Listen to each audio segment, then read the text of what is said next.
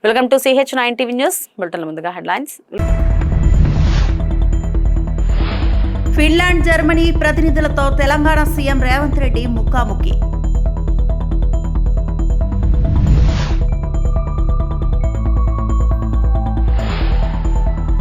ఉప ముఖ్యమంత్రి పవన్తో మంత్రి నిమ్మల కీలక భేటీ.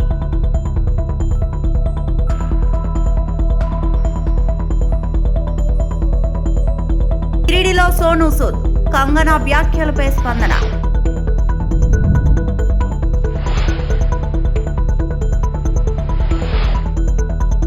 హైదరాబాద్లోని డాక్టర్ మర్రి చెన్నారెడ్డి మానవ వనరుల అభివృద్ధి సంస్థ దాసరథి ఆడిటోరియంలో ఫిన్లాండ్, జర్మనీ దేశాల ప్రతినిధులతో తెలంగాణ ముఖ్యమంత్రి రేవంత్ రెడ్డి ముఖాముఖి నిర్వహించారు.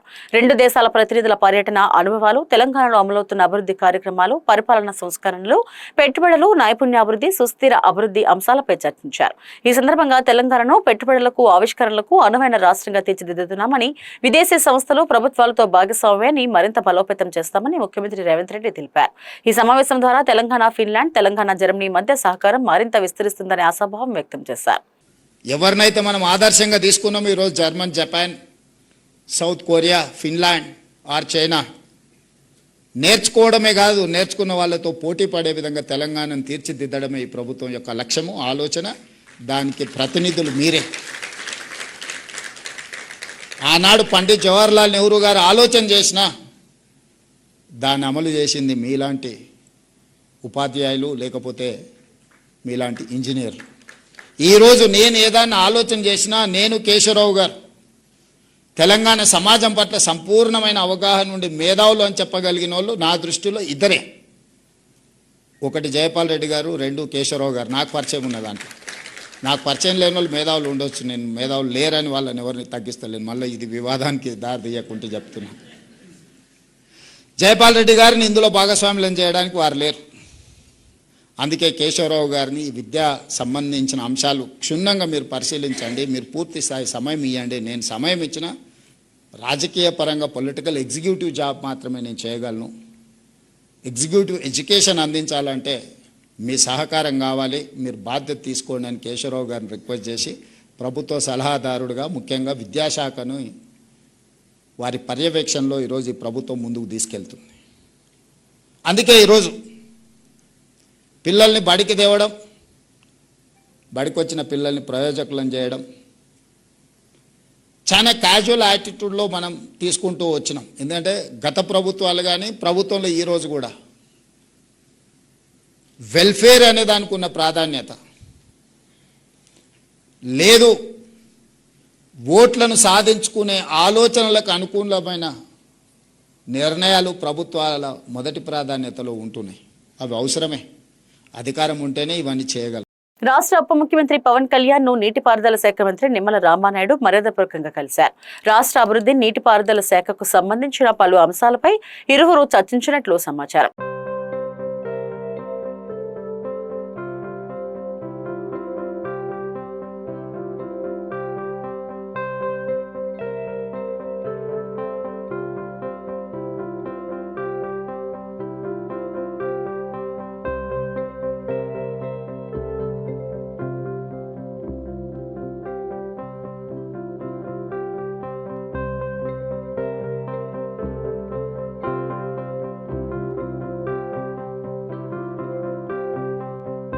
అనకాపల్లి జిల్లా నర్సీపట్నం నియోజకవర్గంలో శాసనసభ స్పీకర్ చింతకల అయ్యన్న పాత్రుడు పర్యటించారు.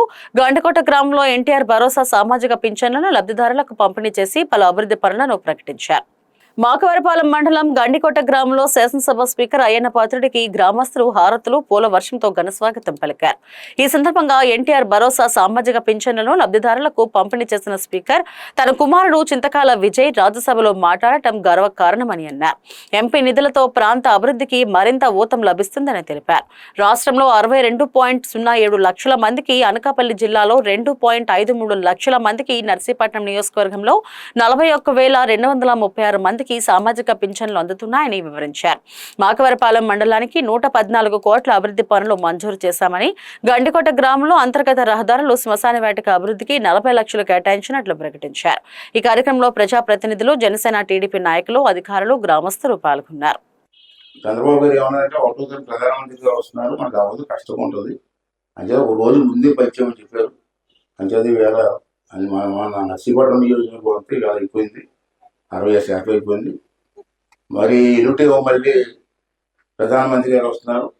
మరి వర్క్లు మాత్రం చాలా డబ్బు అవుతుంది. మీకు ఎంత అవుతుందంటే నేను ఇచ్చిన లెక్క ప్రకారంగా బాబు, ఇప్పుడు మీరు ఇచ్చిన రోడ్లకి 40 లక్షలు అవుతుంది. నేను ఇప్పుడే మీకు అనౌన్స్ చేసింది 40 లక్షలు. 40 లక్షలు మీకు నెల రోజులు ఇచ్చేస్తాను డబ్బులు. ఆ 40 లక్షలు పైసా వేస్ట్ అవ్వకుండా బ్రహ్మాండంగా చేసుకోండి, పాడు చేసుకోవద్దు. తక్కువగా నాకు చిన్న ఊరికి 40 లక్షలు అంటే ఎక్కడే ఎవరు అంత డబ్బు ఇచ్చాం. మీ ఊరికి ఎంత ఇచ్చాం ఇప్పటికి? అది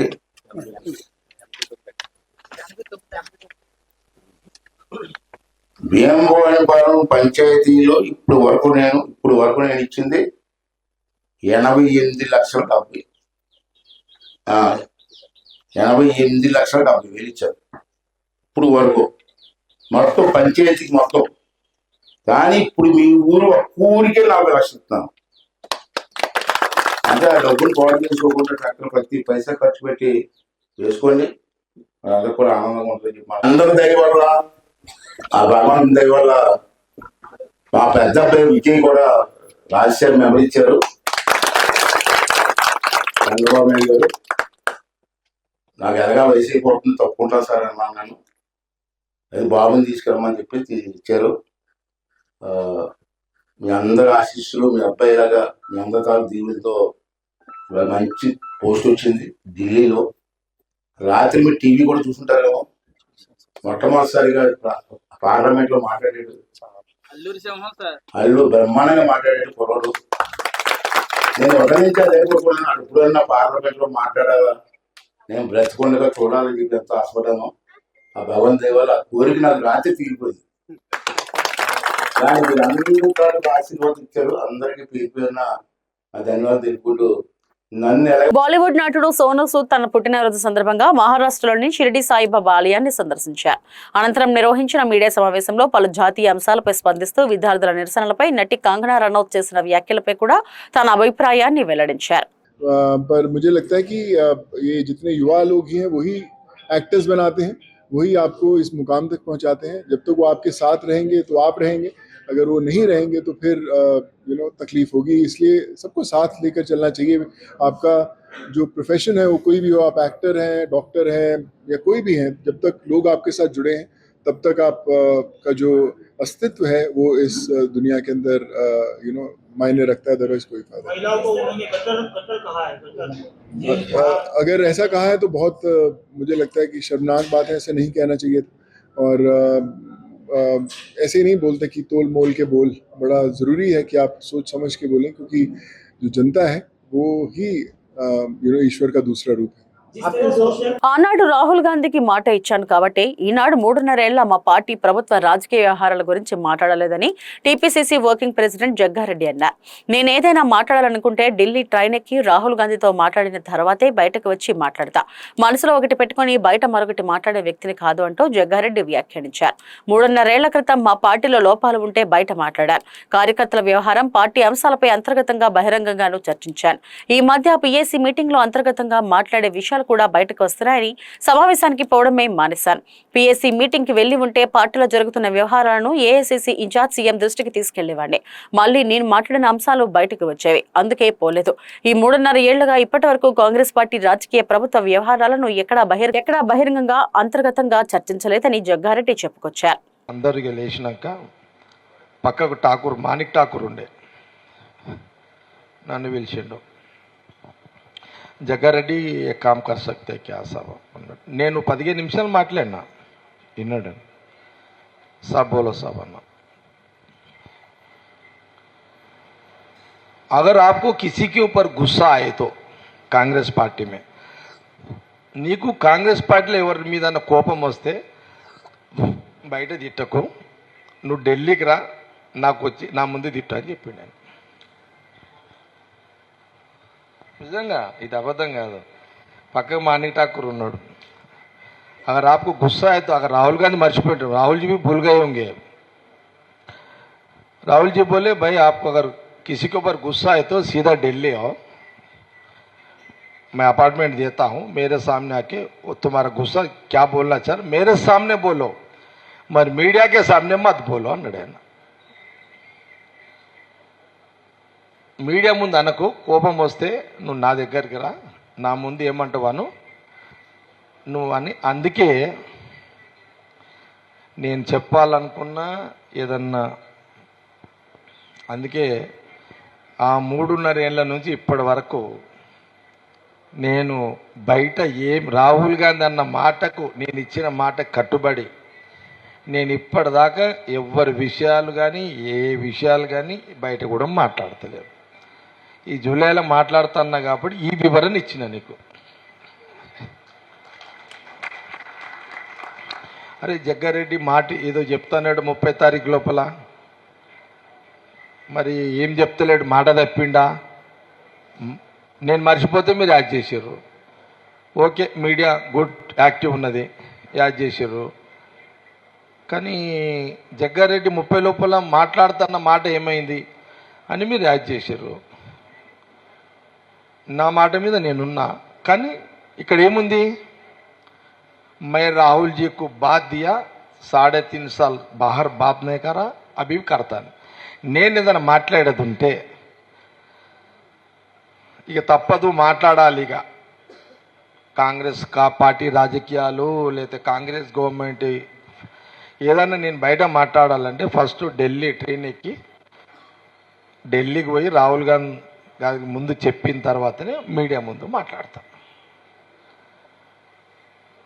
अगर कुछ मैं बाहर बोलना चाह रहा,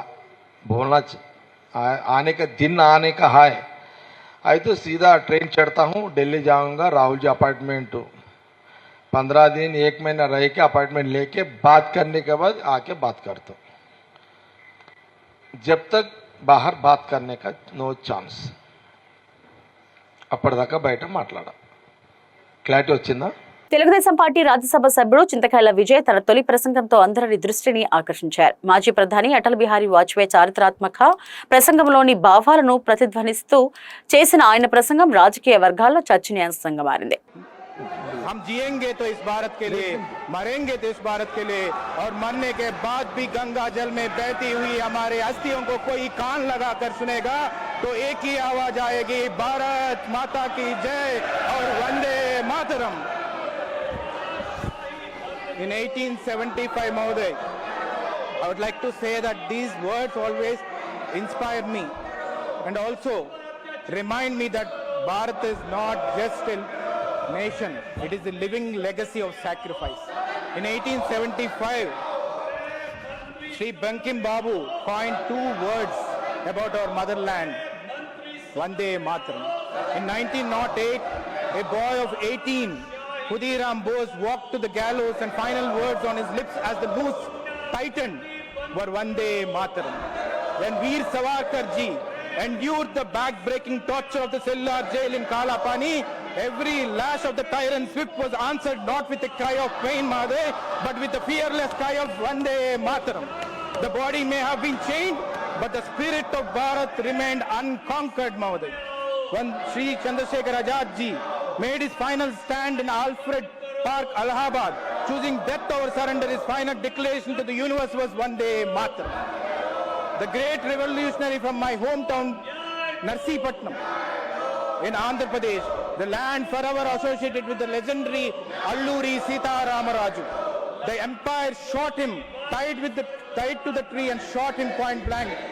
యశోద ఆసుపత్రిలో చికిత్స పొందుతున్న పెద్ది సుదర్శన్ రెడ్డి కుటుంబాన్ని పరామర్శించిన మాజీ మంత్రులు జగదీష్ రెడ్డి, ఎర్రబెల్లి దయాకర్ రావు, సత్యవతి రాథోడ్, ఎమ్మెల్సీ తక్కలపల్లి రవీంద్రరావు.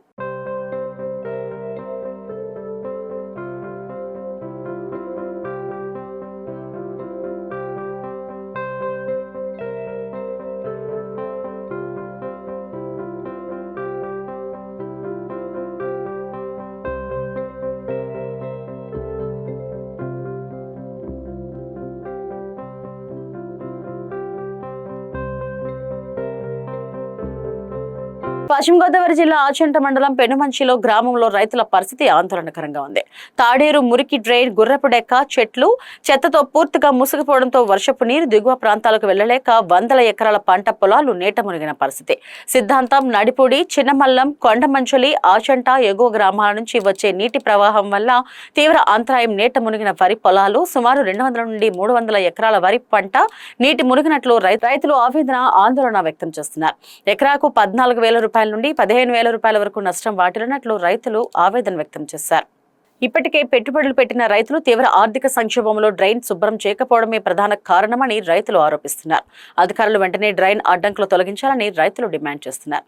మురుకు డ్రైన్ కు కలుపు మందు కొట్టక చెత్తా చెదారం తొలగించకపోవడంతో ఈ సంవత్సరం ఈ సమస్య మొదలైందంటూ ఆందోళన పునరావృతం కాకుండా చూడాలని రైతులు డిమాండ్ చేస్తున్నారు. శాశ్వత పరిష్కారం, పంట నష్ట అంచనా, పరిహారం ఇవ్వాలని రైతులు విజ్ఞప్తి చేస్తున్నారు. పెనుమంచిలి గ్రామంలో పరిస్థితిపై అధికారుల నిర్లక్ష్యమని, వెంటనే అధికారులు పట్టించుకొని మురుకు ట్రైన్ లో ఉన్న గుర్రపు డెక్కను తొలగించాలని డిమాండ్ చేస్తున్నారు.